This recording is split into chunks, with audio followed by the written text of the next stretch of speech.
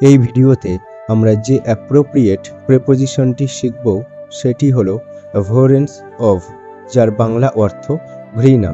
এবার বাক্যে কিভাবে ব্যবহার করব দেখে নেওয়া যাক। জুয়ার প্রতি অনির্বাণের ঘৃণা আছে। Anirban has an abhorrence of gambling.